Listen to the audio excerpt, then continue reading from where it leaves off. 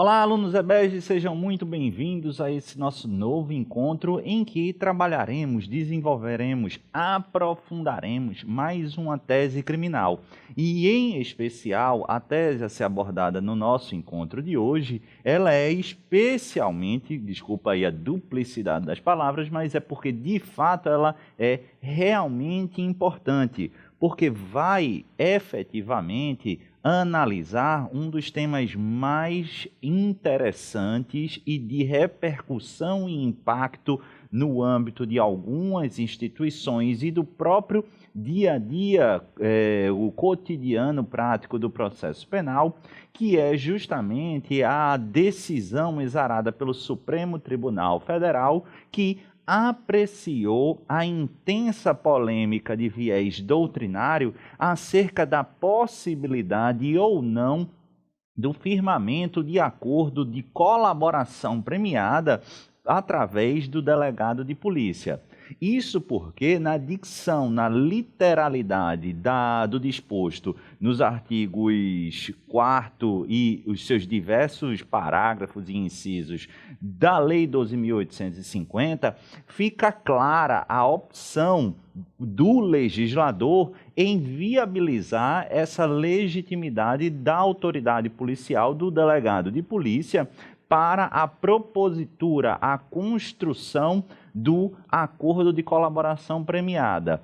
Contudo, parte da doutrina entendia isso como equivocada, como, sobretudo, violador da moralidade, violador do devido processo legal e, presta atenção, violador, em especial, do sistema acusatório delineado pela Carta Magna de 1988. E aí, Pedro, o que foi que o Supremo Tribunal Federal apreciou, analisou e concluiu? Conforme os senhores bem sabem, provavelmente bem sabem, o Supremo Tribunal Federal não agasalhou esse entendimento advogado por parcela da doutrina e capitaneado pela PGR, pela Procuradoria-Geral da República. Mas saber que o STF, portanto, admite a legitimidade da autoridade policial, do delegado de polícia, para firmar acordo de colaboração premiada é apenas um capítulo importante dessa história. Na verdade, se você pegar efetivamente aqueles que concorrem com os senhores e com as senhoras, 80% a 90% dessas pessoas que estudam processo penal, efetivamente para disputar o cargo almejado, vão acertadamente responder essa questão. Isso porque, diante da importância desse entendimento, isso ficou muito debatido e passa a ser um daqueles principais casos em que o examinador eventualmente traga esse tipo de pergunta em uma prova de primeira fase. Ela é a chamada questão dada, ou melhor, a questão que, se você quer passar naquele concurso, você precisa acertar. Pedro, se é assim tão fácil, ou pelo menos que todo mundo sabe, por que raios você pensou esse caso, esse entendimento, para a gente se debruçar? Pessoal, presta atenção que eu falei aqui claramente que esse seria um primeiro capítulo. Presta muita atenção, porque o que eu quero que você analise não é se limitar a saber que o STF efetivamente admite como constitucional a previsão legal da Lei 12.850 de 2013, que indica a legitimidade da autoridade policial, do delegado de polícia, para firmar acordo de colaboração premiada. Isso eu quero que você saiba, mas eu não precisaria estar gravando esse vídeo aqui abordando essa ideia como uma tese daquelas cabeludas para concurso público. O fato é que, diante dessa importante decisão, das mais relevantes dos últimos 3, 4 anos, sem dúvida alguma, no âmbito do Supremo Tribunal Federal, na minha matéria, na legislação penal especial e no âmbito do processo penal, o que eu quero é efetivamente que a gente analise os argumentos trazidos por um dos polos do entendimento mormente aqueles veiculados na peça do Ministério Público Federal, do entendimento da Procuradoria-Geral da República e capitaneado em sua maioria pela instituição MP, importante para que você tenha conhecimento e, em especial, para a eventual prova do Ministério Público, e também a análise de cada um desses pontos e entendendo o porquê e com base em que tipo de raciocínio o STF majoritariamente refutou esse entendimento do Ministério Público Federal e assentou a constitucionalidade dessa legitimação do delegado de polícia para afirmar acordo de colaboração premiada. Então, perceba, eu não quero que a gente se limite em saber que é constitucional essa legitimidade. Eu quero que a gente entenda os porquês dessa decisão. E, Pedro, para que eu vou saber os porquês? Porque é aqui que você, após habilitado para uma primeira fase, ou de uma primeira fase,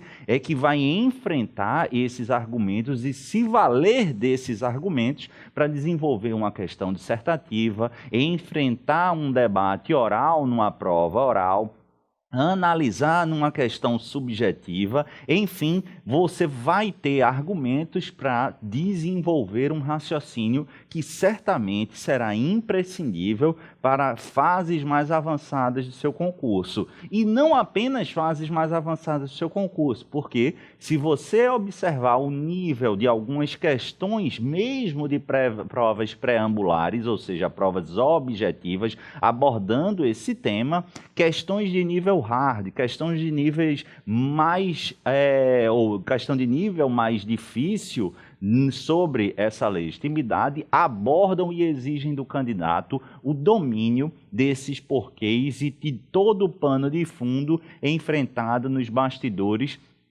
do Supremo Tribunal Federal. E é esse o meu objetivo. Então, presta atenção aqui comigo, porque só nesses 5, 6 primeiros minutos você tem uma fonte importante de conhecimento, que é saber que o STF, após uma polêmica intensa no âmbito doutrinário e inclusive corporativista, como eu vou enfrentar aqui com os senhores e com as senhoras, deliberou pela constitucionalidade da legitimidade da autoridade policial para afirmar acordo de colaboração premiada, em especial na Lei 12.850 de 2013, a Lei das Organizações Criminosas. Beleza, tranquilo, bacana. Falando de colaboração premiada, antes de nos debruçarmos efetivamente sobre o que foi debatido no âmbito do Supremo Tribunal Federal, entendo pertinente a gente fazer alguma rápida revisão e alguns aprofundamentos em questões pontuais. Beleza, isso é muito importante, porque se você não percebeu, colaboração premiada, doutor e doutora, é um daqueles temas da moda. Por isso que você precisa saber, indo e voltando, no meu módulo de leis penais especiais, quando eu leciono organizações criminosas, Lei 12.850, eu passo quase 2 aulas, 1h30 ou 2 aulas, só falando de colaboração premiada. Aí é uma intensivão abordando absolutamente tudo. Vou passar aqui 60, 70 minutos, não, mas a gente vai fazer rápidos apontamentos. O primeiro de tudo é a natureza jurídica. O que é colaboração premiada? A colaboração premiada, pessoal, é efetivamente um meio de obtenção de prova.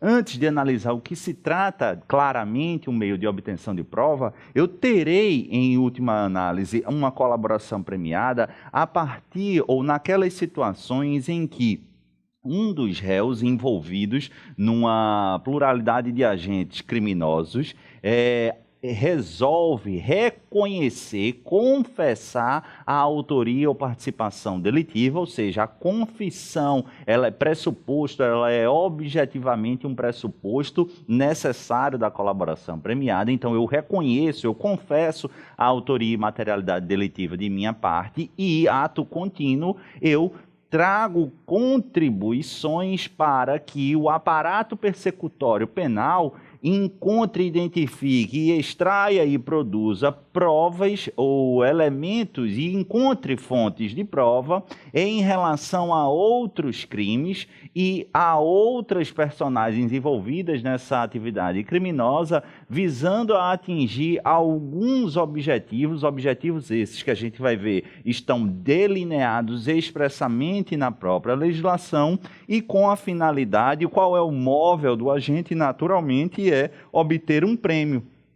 Eu contribuo para a persecução penal que ela atinja determinadas finalidades legais e, uma vez estabelecida, uma vez encontrada e obtida essa finalidade legal, passo a ter direito a um benefício.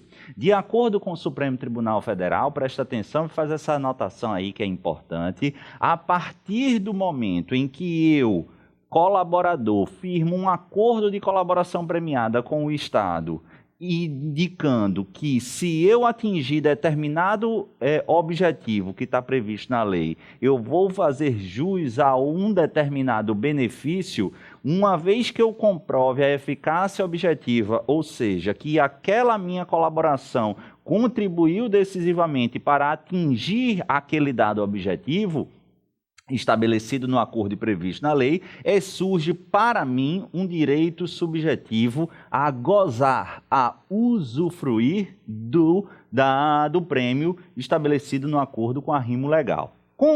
Compreendida essa conceituação de colaboração premiada, voltemos à sua natureza jurídica. O seu examinador ele vai dizer que colaboração premiada é meio de prova ou mesmo prova no sentido de fonte de prova. Mas o meio de obtenção de prova é a natureza jurídica que vai prevalecer para seu material, assim como é para a jurisprudência e para a doutrina. Até porque a colaboração premiada não prova porcaria alguma.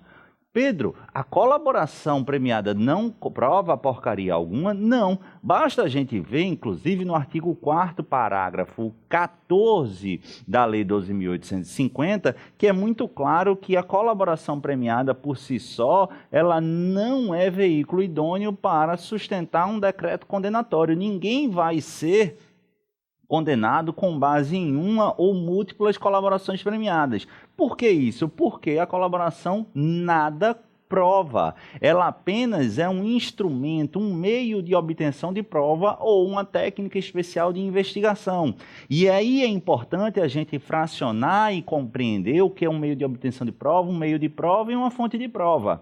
O meio de obtenção de prova é uma técnica especial de investigação voltada efetivamente a identificar fontes de prova, sendo fonte de prova justamente pessoas e coisas a partir das quais se pode extrair elementos relevantes, inserindo-os no contexto dialético do processo penal instrutório e em sede de contraditório, a fim de comprovar ou de gerar evidências acerca de uma tese criminal.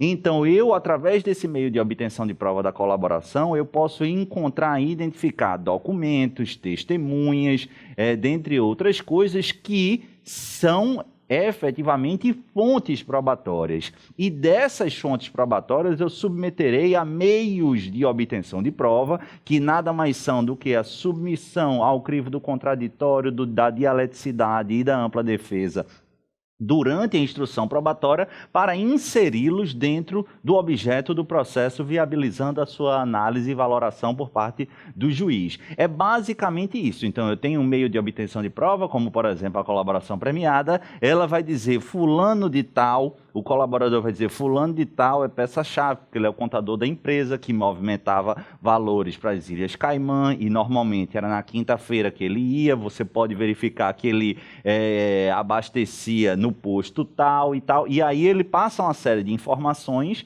que viabilizam a identificação de fontes de prova. Então, vamos lá naquele posto, vamos verificar esse paraíso fiscal das Ilhas Caimã, vamos falar com esse contador, vamos começar a investigá-lo, vamos ouvi-lo em juízo como testemunha e, a partir daí, fazer perícia na documentação fornecida. Então, meio de obtenção de prova, identifica fontes de prova e, a partir de meios de prova, a gente insere dentro do contexto instrutório processual penal, a fim de gerar aquilo que, tecnicamente, a gente gosta de chamar como prova. Beleza?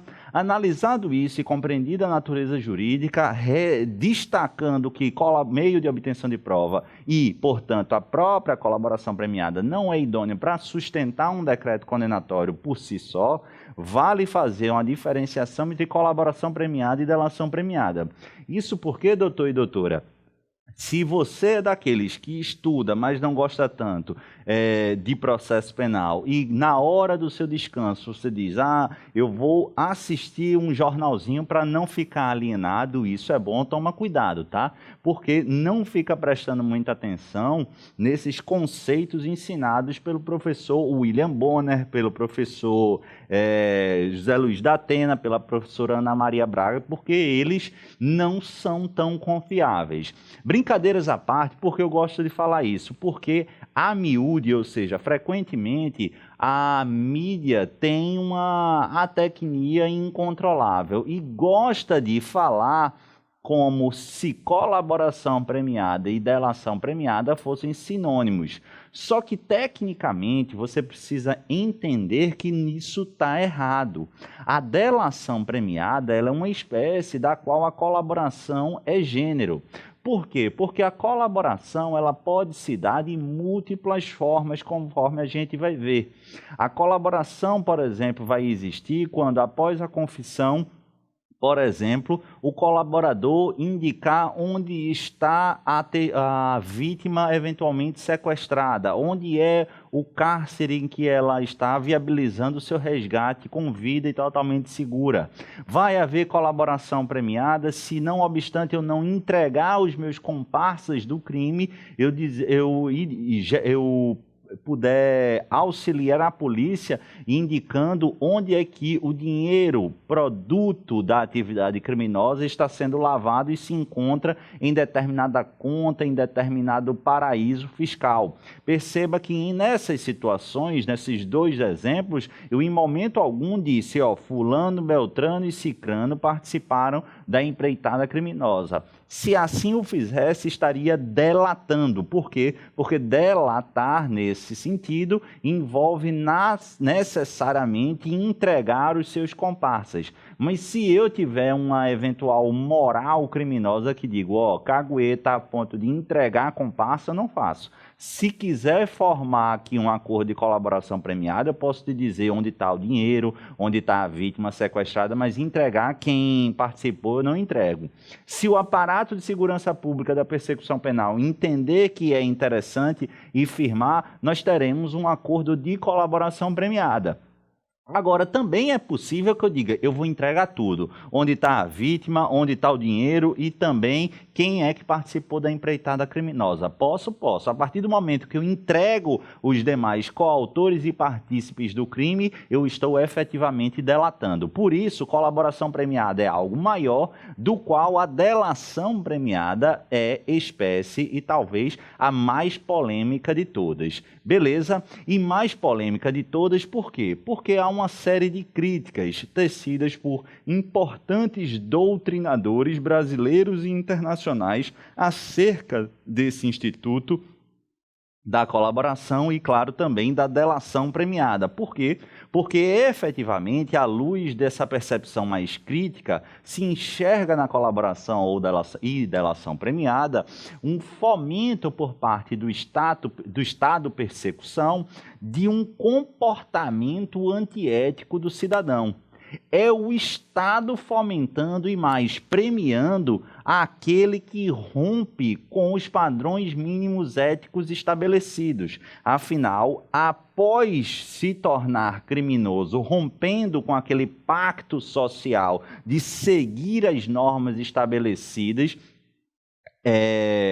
para a vida em sociedade, e aí houve esse primeiro rompimento, o Estado agora fomenta no seu interesse fazer o quê? Que ele venha a violar também o pacto de atuação com os seus comparsas criminosos. Então, em última análise, para essa visão, não obstante se verifique uma boa intenção, na verdade, o recado que está passando o Estado é que você vai ganhar um prêmio se trair os seus comparsas. Então, é um comportamento de traição que não é inicialmente bem visto pelo Estado, mas por ele fomentado para fins de atingir os seus interesses. Esse, por exemplo, é o entendimento do Eugênio Raul Zaffaroni, o ilustre penalista argentino, talvez o mais importante vivo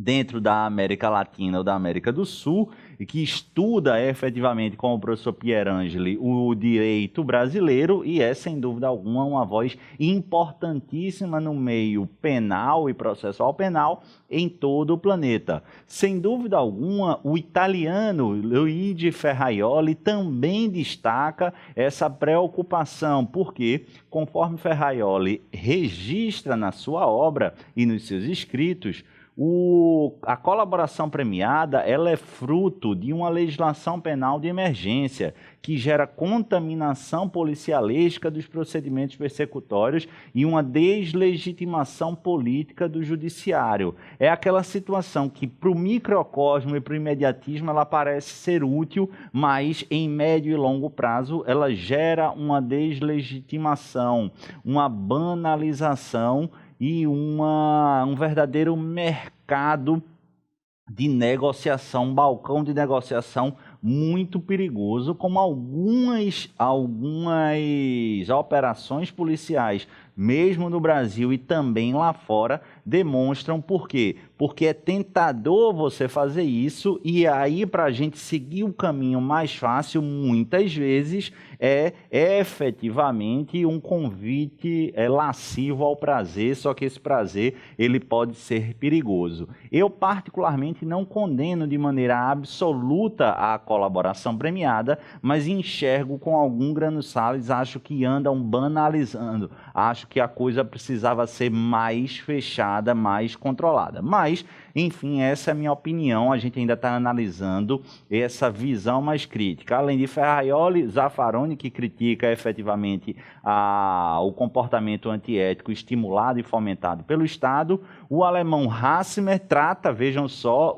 a colaboração premiada como a ruína do processo penal. Delmanto, a caixa preta do processo penal, por quê? Porque analisa de fato o que passa pelos bastidores, a gente ouve falar, algumas coisas a gente sabe, já tive a oportunidade de negociar acordos de colaboração premiada na qualidade de defesa, na qualidade de defensor público, e de fato, por vezes, existem profissionais sérios, só que por vezes há, de fato, uma confusão, parece um balcão de negócio, parece que você está esquecendo, você está tratando de vida de pessoas, enfim, há um estímulo velado ou explícito, por vezes, a falsas delações, a falsas colaborações e, como consequência, a gente não enxerga uma reprovação jurídica efetiva em relação a isso. Contudo, pessoal, não obstante, é importante conhecer esses entendimentos, o fato é que eles não prevalecem e o Supremo Tribunal Federal, em sua unanimidade, bem como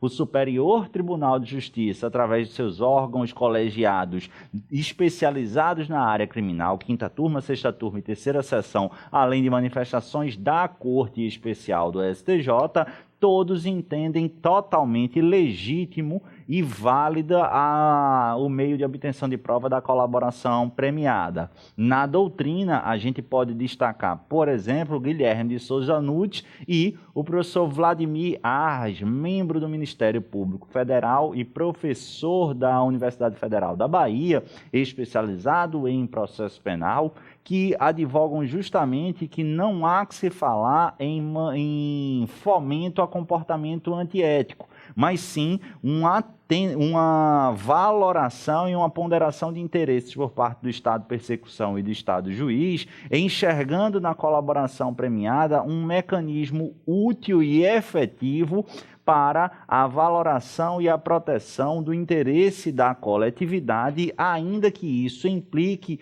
restrição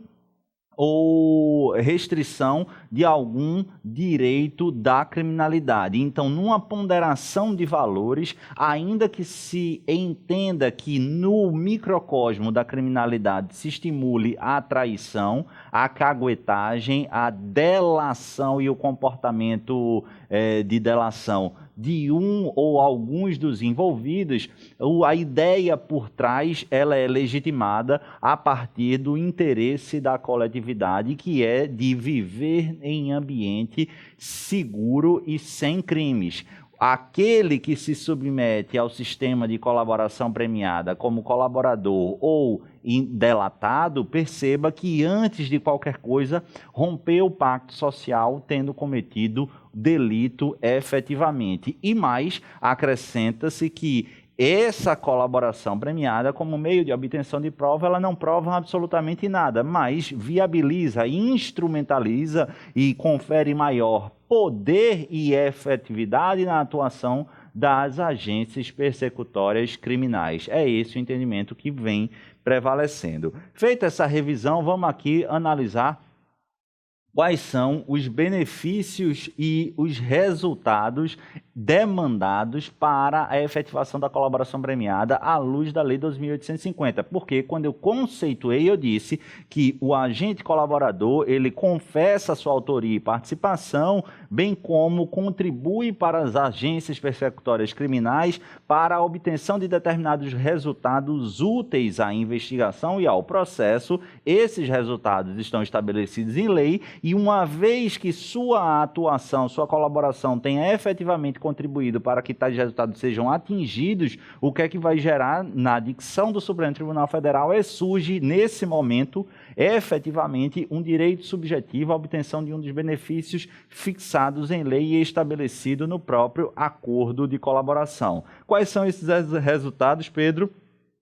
São várias nas leis penais especiais que tratam de delação premiada e colaboração premiada, a fixação de maior ou menor intensidade e variedade desses benefícios. Como o objetivo aqui é analisar fundamentalmente a Lei 12.850/2013 na tela para verificar o que é que se estabelece nessa lei. Resultado: identificação dos demais coautores e partícipes da organização criminosa e das infrações penais por eles praticadas. Temos aqui claramente o exemplar que define delação premiada. Mas conforme a gente vai ver, colaboração é gênero do qual delação é essa espécie aqui. Mas se eu não quiser delatar, Pedro, eu posso ter outros tipos de colaboração? Claro, desde que haja resultado, por exemplo, como resultado, a revelação da estrutura hierárquica e da divisão de tarefas de organização criminosa. Não, aqui ainda é delação premiada, mas aqui, ó, prevenção de infrações penais decorrentes das atividades da ORCRIM. Recuperação total ou parcial do produto ou do proveito de infrações penais praticadas pela própria organização criminosa. A localização de eventual vítima com a sua integridade física preservada. Perceba que nessas situações eu posso o quê? Eu posso entregar esse resultado ainda que eu não venha a delatar meus comparsas, tá? Justamente a diferença entre colaboração premiada e delação premiada. E aí, se eu contribuir para atingir efetivamente algum desses benefícios, desses resultados legais, surge para mim benefícios. Que benefícios são esses? São os prêmios estabelecidos em lei, como, por exemplo, perdão judicial, redução de 2/3 da pena privativa de liberdade, não oferecimento de denúncia, substituição da PPL por pena restritiva de direito e, se a colaboração for posterior à sentença, porque lembra, ela pode se dar na fase administrativa e investigatória, pode se dar na fase de instrução processual judicial e também ainda na fase de execução penal penal, mesmo após o trânsito em julgado da sentença penal condenatória. Nesse caso, a pena pode ser reduzida até a metade ou mesmo será admitida a progressão de regime, ainda que ausentes os requisitos objetivos. Que requisitos objetivos são esses?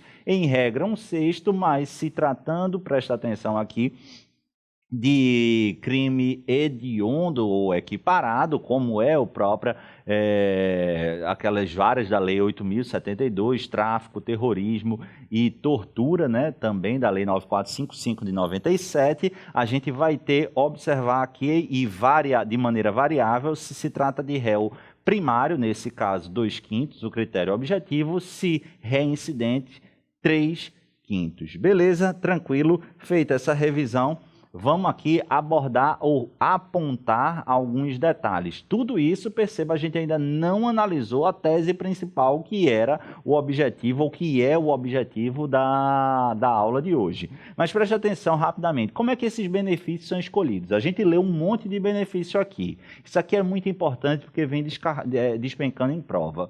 De acordo, pessoal, com a Lei 12.850 de 2013, alguns valores serão enxergados por parte daqueles que estão firmando o acordo de colaboração premiada e, claro, também por parte da autoridade julgadora ao fim e ao cabo do processo para identificar quais benefícios serão efetivamente aplicados. E nesse exercício tem que se observar a personalidade do colaborador, a natureza e circunstância, gravidade e repercussão social do fato criminoso e a eficácia da colaboração. Na aula de colaboração premiada, a gente estuda em detalhe cada um desses aqui. Agora eu quero só fazer um rápido apontamento sobre a personalidade do colaborador, porque vai cair na sua prova o seguinte: a depender da personalidade do colaborador, mormente, se em outra ocasião ele tiver firmado o acordo e descumprido, não será possível a homologação desse negócio jurídico de natureza personalíssima. Negócio jurídico de natureza personalíssima é justamente a natureza jurídica do acordo de colaboração premiada. Beleza, beleza. Até aí tá certo. Vamos imaginar que eu, Ministério Público, eu quero firmar um acordo com o Joãozinho. Um acordo de colaboração. Só que há 5 anos, o mesmo Ministério Público firmou um acordo com o Joãozinho de colaboração premiada e Joãozinho, no 2º ano do acordo, ele descumpriu, rompeu aquele pacto. Aí, qual era a tese que chegou ao Supremo Tribunal Federal? Dessa segunda vez, eu posso firmar um acordo com o Joãozinho, um novo acordo, e aí quem sustentava de um lado no seguinte sentido: não, por quê? Porque a Lei 12.850 indica que a personalidade do colaborador vai ser elemento-chave para a análise desse acordo de colaboração premiada. Se a personalidade dele, conforme verificado, é reprovável a ponto de não ter cumprido preteritamente um outro acordo de colaboração premiada, com razão, esse acordo não pode ser validado. Essa tese colou no Supremo Tribunal Federal? Não, tá, pessoal? Então, a personalidade do colaborador e especificamente o fato de, eventualmente, ele ter descumprido um pretérito acordo de delação ou de colaboração premiada, não por si só invalida ou impede a homologação judicial do acordo. Por quê? Porque a personalidade desse colaborador é importante, mas para fins de escolha e aplicação do benefício do acordo, não invalidando a idoneidade do acordo. E qual é o raciocínio? Para o acordo, é imprescindível analisar não a idoneidade do agente, e sim a idoneidade das informações trazidas por esse agente. Beleza? É o caso justamente do Youssef, que deflagrou, contribuiu sensivelmente para a deflagração da polêmica Operação Lava Jato, mas que lá no início, final dos anos 90, por ali, já tinha firmado um acordo de delação premiada, no caso do Banestado, e descumpriu. Beleza, tranquilo, compreendido isso, artigo 4º, parágrafo 1º, em qualquer caso, a concessão do benefício levará em conta a personalidade do colaborador, a natureza, as circunstâncias, gravidade e repercussão social do fato e eficácia da colaboração. Perceba, a concessão do benefício e não a homologação do respectivo acordo. processo de negociação do acordo de colaboração. Presta atenção aqui que agora a coisa vai ficando interessante. Parágrafo 6º do artigo 4º. O juiz não participará das negociações. Pessoal, às vezes isso é meio fictício e polêmico, mas porque o juiz não pode, em tese, participar das negociações? Porque, pessoal, a gente gostemos ou não, gostem ou não, nós somos orientados no desenho constitucional por um sistema acusatório, em que a imparcialidade e a gestão da prova ela é pedra angular desse delineamento constitucional. A partir do momento que a gente insere o magistrado no jogo das negociações, naturalmente a gente vai estar contaminando e influenciando de maneira drástica a ponto de vulnerabilizar a imparcialidade e o próprio sistema acusatório. Então, o juiz não participa das negociações. A gente tem a negociação e, ao fim e ao cabo, o acordo de colaboração premiada ele é encaminhado para o magistrado que efetivamente analisará a regularidade, a voluntariedade e a legalidade desse acordo. Com verificado o preenchimento desses 3 aspectos, ele homologará o negócio jurídico personalíssimo firmado entre as partes. Beleza, Pedro. Agora, eu já sei que o juiz não participa, mas então quem é que participa? Claro, o próprio colaborador, sempre, repito, sempre acompanhado de defesa técnica, ou seja, de defensor público ou de advogado por ele constituído. Muito importante isso. E, além do colaborador, investigado, réu ou apenado com auxílio de sua defesa técnica, também o delegado de polícia ou o membro do Ministério Público. Perceba que esse parágrafo 6º responde à indagação inicialmente estabelecida no início das nossas aulas. O delegado tem legitimidade para firmar acordo de colaboração premiada. A opção do legislador foi positiva. Lê comigo o parágrafo 6º. O juiz não participará das negociações realizadas entre as partes para a formalização do acordo de colaboração que ocorrerá entre delegado de polícia investigado e o seu defensor com a manifestação do MP ou, conforme o caso, entre o MP, o investigado ou acusado e seu defensor. Negócio jurídico personalíssimo, pessoal, presta atenção mais uma vez à menção aqui que as condições da proposta do Ministério Público no inciso 2º do artigo 6º ou do delegado de polícia. Por que se chama, mais uma vez, indicando a legitimidade do delegado de polícia nos termos legais? Porque se diz negócio jurídico personalíssimo. Negócio jurídico é estabelecido um acordo livre entre as partes, mas personalíssimo porque terceiros não poderão impugnar esse acordo de colaboração. Imagine aqui que eu quero delatar João, Maria e José. E aí firma um acordo de colaboração / delação premiada com o Ministério Público. E aí João, Maria e José tomam conhecimento e querem judicializar dizendo que o acordo é inválido porque eu sou um mentiroso, conto mais e nada daquilo é verdade. Eles podem não. Eles não vão poder impugnar esse acordo, tá?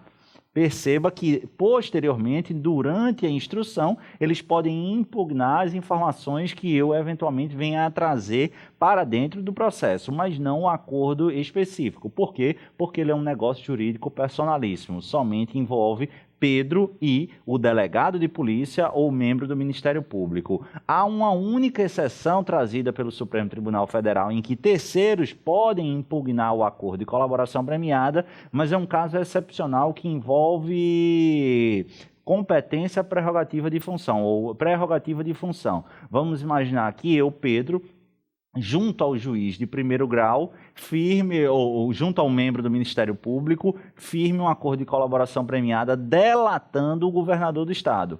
E aí perceba que a jurisprudência, tanto do STJ como do Supremo Tribunal Federal, indicam que se o colaborador ostenta, em tese, prerrogativa de foro ou se o colaborador delata alguém que ostenta a prerrogativa de foro, necessariamente a competência para a homologação desse acordo de colaboração premiada é do respectivo tribunal. Se eu entrego na minha delação um governador de estado, quem é que teria competência? O STJ. Se eu estiver homologando aqui no juiz de primeiro grau, é possível que o governador, tomando conhecimento, impugne esse acordo, em tese, se a gente for para a regra, não. Por quê? Porque é um negócio jurídico personalíssimo. Mas, em se tratando de um vício potencial e ou claro de competência absoluta, nessa situação, o Supremo Tribunal Federal escancarou uma janela e hoje é a única exceção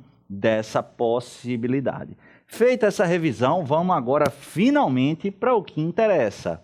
Por quê? Porque, conforme eu havia mencionado no início dessa explanação, a doutrina, apesar da clareza solar do entendimento da Lei 2.850 de 2013, a doutrina, sobretudo aqueles mais vinculados aos objetivos corporativistas e de convicção do Ministério Público, entendiam como totalmente inconstitucional a previsão legal que ostentava legitimidade para o delegado de polícia firmar acordo de colaboração premiada.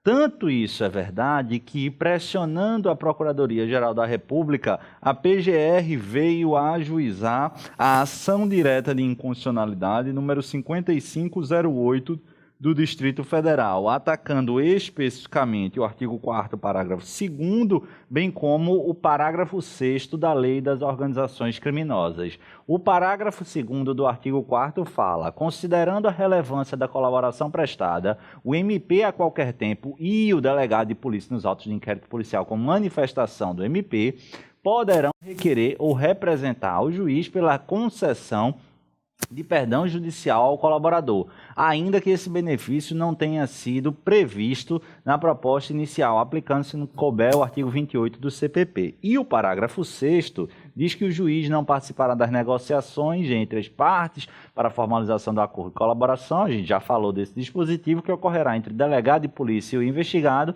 e o defensor com manifestação do MP ou, conforme o caso, o MP, o investigado, o acusado e seu defensor. Quais foram os argumentos trazidos pela Procuradoria-Geral da República e delineados por essa doutrina? E aí vale citar mais uma vez o professor Vladimir Arras, apenas a título ilustrativo, mas vários outros, em especial aqueles que são oriundos do Ministério Público. E quando eu falo isso é porque você deve ficar esperto que, se você tiver fazendo concurso para o Ministério Público em fases mais avançadas, você não pode se divorciar e esquecer desse entendimento trazido pelo Supremo Tribunal Federal. Mas me parece de bom tom, de maneira delicada, discordar ou ao menos destacar os argumentos em sentido contrário. Para essa linha de raciocínio, o entendimento de que seria inconstitucional a legitimação autônoma do delegado para firmar acordo de colaboração premiada se vale ou se calca em alguns argumentos, sendo os principais: a violação ao devido processo legal, a moralidade, a titularidade da ação penal pública e, como consequência, ao sistema acusatório, e a função constitucional da polícia como órgão de segurança pública. E o que é que o STF falou sobre isso? Vamos lá. Sobre o perdão judicial, do parágrafo 2º. Vamos cindir a nossa análise primeiro ao parágrafo 2º e depois a gente complementa com o parágrafo 6º. Primeiro de tudo, olha, perdão judicial. O Ministério Público dizia que, ao representar ou ao autorizar ao delegado de maneira autônoma a representação diretamente ao Poder Judiciário para, em razão de um acordo de colaboração premiada, que seja gerado um perdão judicial, e isso violaria o devido processo legal e o próprio sistema acusatório. Mas presta atenção que o entendimento do Supremo Tribunal Federal não agasalhou esse entendimento. E por quê, Pedro? Aqui é que é importante. Porque o artigo 107, inciso 9º, salvo engano, que arrola o perdão judicial como um fato ou uma causa de extinção da punibilidade, está intrinsecamente ligada a uma manifestação do próprio Poder Judiciário. Não entendi, Pedro, calma. Perceba que uma eventual representação da autoridade policial requerendo esse perdão judicial com base no acordo de colaboração premiada por ele firmado, não impede, eventualmente, que o Ministério Público maneje e apresente uma ação penal pública incondicionada, se entendeu que é o caso. Perceba, doutor, que o perdão judicial não é uma decorrência da atuação do Ministério Público, que com essa atuação desta feita por parte do delegado, não tem a sua autonomia e independência para o ajuizamento da ação penal pública incondicionada, essa sua prerrogativa delineada no artigo 129, inciso 1º, obstada, e tampouco a violação ao desenho do sistema acusatório. Em última análise, essa provocação requerendo, essa representação requerendo esse eventual perdão judicial, ele apenas viabiliza a manifestação do Estado sobre o interesse ou não de permanecer com uma pretensão punível, que em última análise é uma manifestação do Estado exarada não através do Ministério Público, e sim da manifestação do Poder Judiciário. Daí porque essa ideia estabelecida no parágrafo 2º do artigo 4º da Lei 12.850 não atingir qualquer esfera de direito e ou de atuação trazida na Constituição e no próprio desenho do sistema acusatório em face do Ministério Público. Refutada, portanto, essa primeira ideia. Não há violação à titularidade constitucional da ação penal pública do Ministério Público. Enquanto o Poder Judiciário não declarar extinta a punibilidade por qualquer caso, inclusive se analisar que se trata de perdão judicial, e enquanto tiver pendente essa análise, não há qualquer óbice, ainda que tenha havido representação para tal finalidade por parte do delegado de polícia, que o Ministério Público atue legitimamente propondo a ação penal pública incondicionada conforme delineado no artigo 129, inciso 1º. O MP não é titular do direito de punir, vale dizer. Essa é uma manifestação do Estado exarada por meio do Poder Judiciário. A representação pelo perdão judicial por parte do delegado de polícia não ataca efetivamente a titularidade constitucional da ação penal pública por parte do MP. E sobre a legitimidade dos acordos pelo delegado, Pedro?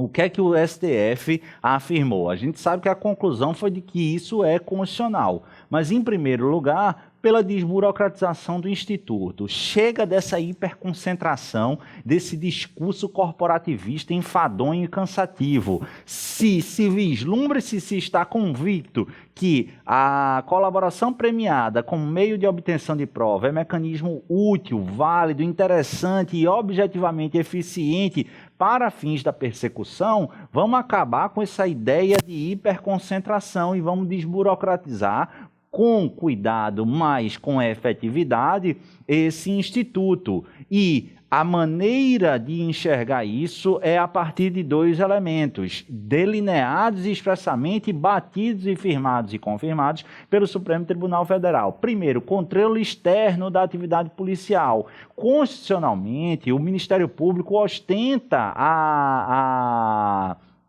atribuição de exarar o controle externo da atividade policial. Se eventualmente estiver havendo abuso e atuação indevida na propositura e na confecção desses acordos, o Ministério Público, nesse controle externo, de maneira criteriosa e fundamentada, pode fazer os seus apontamentos, suas verificações e correções com as medidas cabíveis. Agora, de antemão, não há elementos que sustentem a inviabilidade prévia e ilegitimidade prévia dessa situação.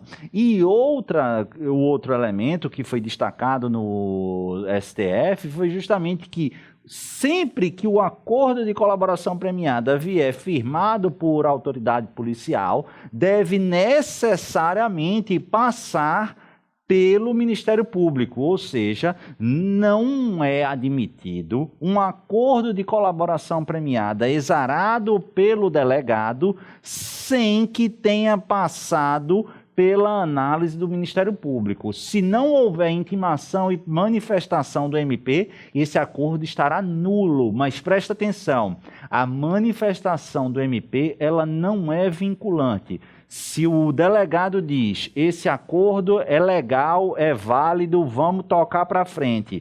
Juiz, intima o Ministério Público para se manifestar e o Ministério Público faz, não é legal, o juiz pode homologar? Sim. Por quê? Porque essa manifestação do MP não é vinculante. Mas o delegado pode firmar e dizer, juiz, o Ministério Público vai discordar, homologa logo? Não. Por quê? Porque é condição de validade, condição sine qua non, a manifestação prévia do MP, porque ele precisa participar, ainda que sua participação não seja vinculante. A exclusividade, outro argumento da ação penal pública, não se confunde com exclusividade de oferecer e negociar colaboração premiada. Pessoal, não vamos confundir alhos com bugalhos. Ninguém está mexendo na titularidade da ação penal porque é cláusula pétrea, está lá no artigo 129, inciso 1º da Constituição Federal. Ministério Público pode guardar isso do lado esquerdo do peito e seguir com muita convicção. Não interessa se o delegado firmou acordo de colaboração premiada. Você acha que é caso de ajuizamento de ação penal?